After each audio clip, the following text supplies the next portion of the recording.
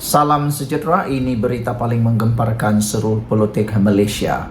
Hamzah Zainuddin bakal naik pangkat, Peja pula lepas jawatan Timbalan Presiden Bersatu.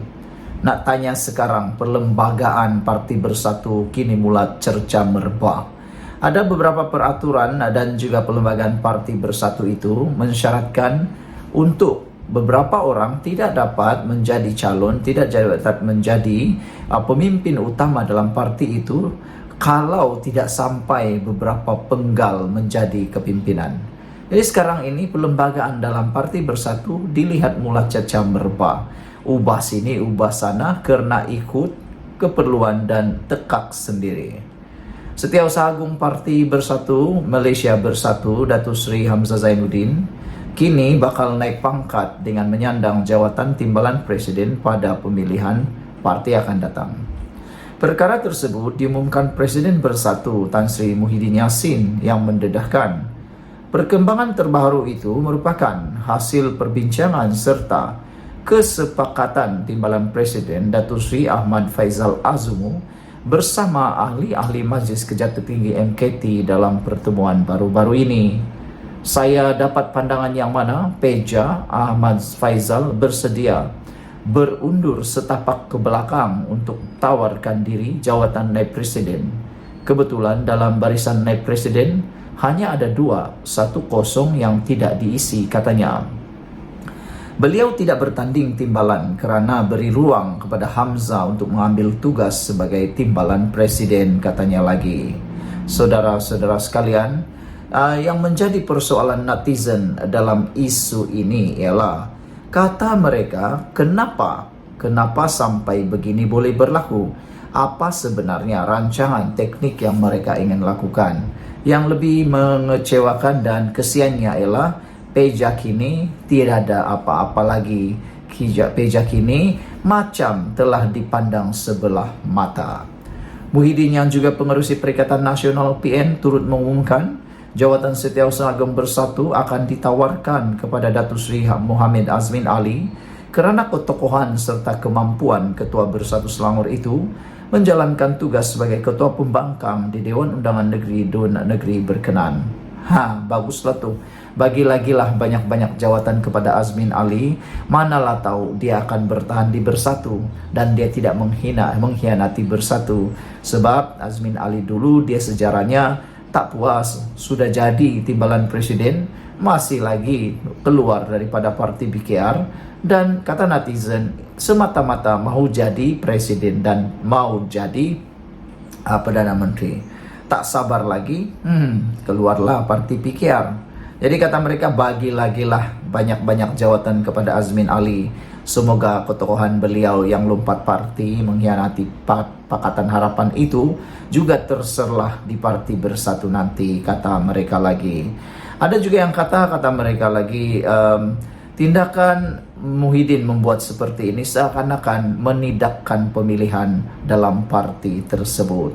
Sementara itu, mengulas mengenai tindakan susulan selepas Speaker Dewan Rakyat Tan Sri Johari Abdul memutuskan tiada kekosongan kerusi parlimen yang disandang 6 bekas ahli parlimen Bersatu, Muhyiddin menjelaskan perkara itu sedang dalam pertimbangan dan telah diserahkan kepada pihak peguam.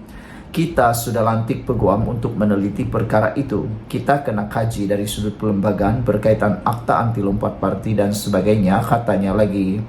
Kita ada tempat yang boleh mengadu iaitu mahkamah. Dan pada kami, keputusan yang dibuat speaker tidak mengikut perlembagaan. Jadi saluran yang ada hanya mahkamah, ujarnya lagi. Saudara, ramai yang menuntut Muhyiddin supaya berhentilah bermain tentang 6 ahli parlimen Bersatu yang tidak berjadi kosongkan kerusi mereka itu kerana itu hanya buang masa. Duluan sudah ada, tidak mungkin mahkamah akan campur tangan dalam hal yang melibatkan keputusan speaker Dewan Rakyat, kata mereka. Kerana kalau mahkamah campur tangan dalam keputusan speaker, maka itu sudah melanggar pengasingan kuasa yang ada di Malaysia. Mereka tak boleh kacau keputusan speaker. Keputusan speaker adalah muktamad dan kalau itu berlaku, maka akan berlakulah kecelaruan ataupun perlembagaan yang akan menjadi huru hara. Sekian untuk kali ini. Jangan lupa tinggalkan komen Anda untuk isu ini. Kemana Peja selepas ini? Tak kecewa kah Peja? Dan lebih penting lagi, Peja, oh Peja, janganlah sampai merana pula. Kita jumpa lagi. Bye-bye. Salam sejahtera. Ini satu lagi pendedahan yang pastinya paling dibenci oleh Parti Bersatu. Apabila sudah terang lagi bersuluh, sudah terang disuluh lagi. Pasal bersatulah. Undang-undang anti lompat parti lompang. Rupa-rupanya masalah kelompangan undang-undang anti lompat parti ini bukan disebabkan oleh Speaker Dewan Rakyat yang disebut-sebut. Jauh sekali salah Anwar Ibrahim. Salah sebenarnya adalah kepada Parti Bersatu, khususnya pimpinan Muhyiddin Yassin. Ahli Parlimen Bangi, Serezan Johan menegaskan bahwa Bersatu ketika menjadi kerajaan tidak bersetuju bahwa wakil rakyat yang dipecat perlu mengosongkan kerusi. Oleh sebab itu katanya, perkara 49E Perlembagaan Persekutuan mengenai lompat parti mempunyai kelompangan yang ketara. Dengan keputusan Speaker dalam hal 6 ahli parlimen yang menyatakan sokongan kepada Perdana Menteri, tiba masa kita pertimbangkan untuk pindah perkara 49E dalam kurungan 2 kurungan C perlembagaan. Katanya Bersatu adalah puncak mengapa kita ada kelompangan ini yang coba diperbaiki melalui pindahan oleh parti politik dalam perlembagaan parti. Selepas 6 ahli parlimen menyatakan sokongan kepada Perdana Menteri, barulah mereka terhege-hege untuk pindah perlembagaan mereka. Kalau nak faham lagi, mudah saja. Kelompangan yang berlaku dalam Akta Anti Lompat Parti sudah dibaca, sudah dihidu oleh parti-parti yang lain seperti UMNO, PKR, Amanah dan DAP. Dan pas sekali. Satu-satunya yang tidak dapat menghidu atau sudah menghidu tetapi tidak mengambil apa-apa tindakan ialah Parti Bersatu. Pada peringkat awal mereka tidak mengambil tindakan karena mereka merasakan Akta Anti Lompat Parti itu sudah sempurna.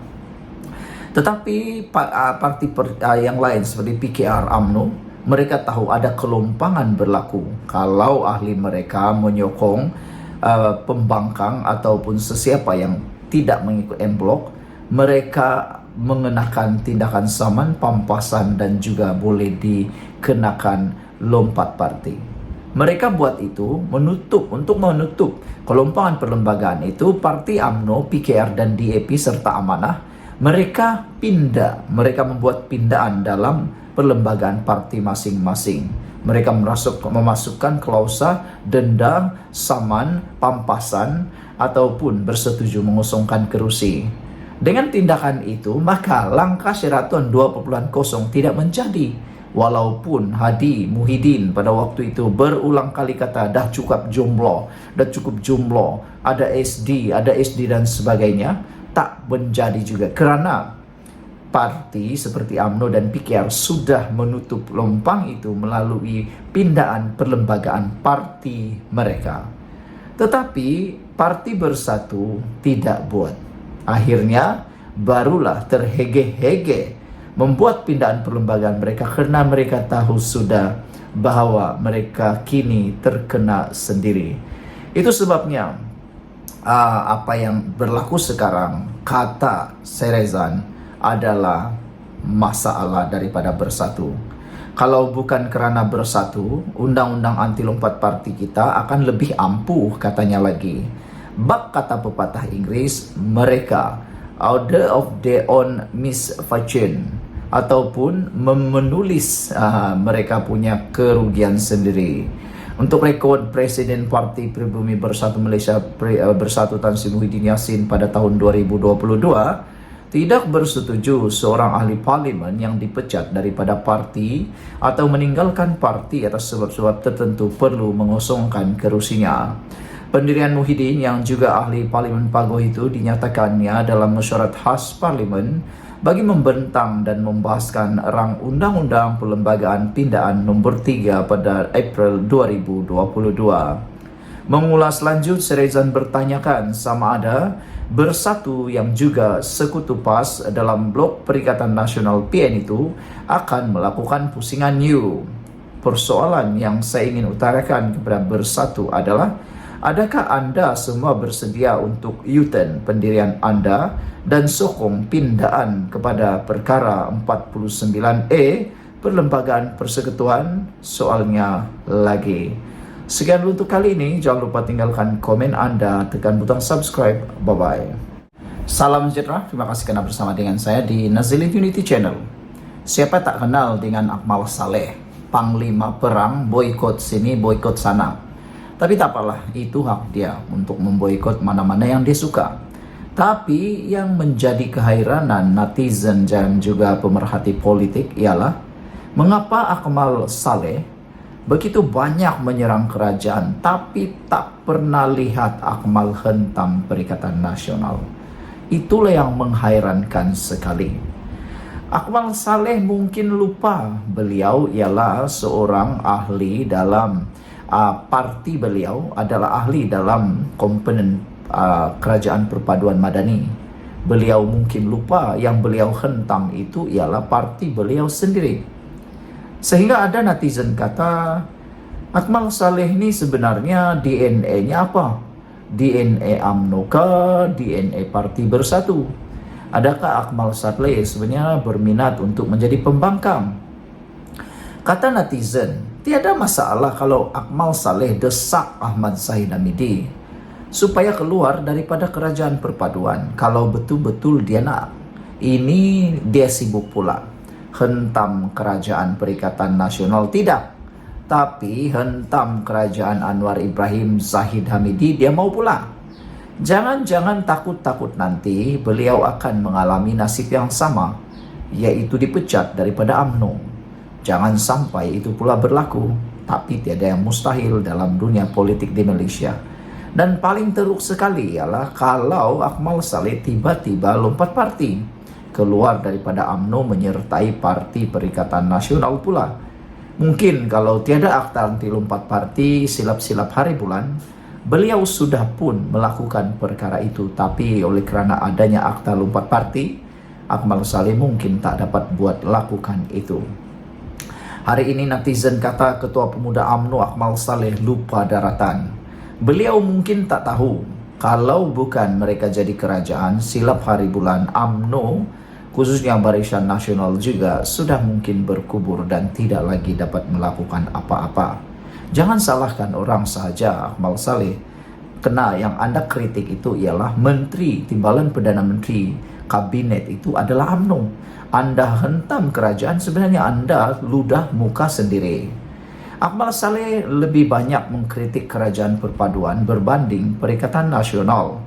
Bahkan pandangannya kini selari dengan kumpulan itu. Adakah Akmal Saleh benar-benar nak jadi pembangkang? Netizen kata, silakanlah Akmal Saleh keluar saja daripada Kerajaan Perpaduan yang Anda benci ini. Jadilah pula Perikatan Nasional. Nak lihat di sana berjayakah tidak Akmal Saleh, kata mereka.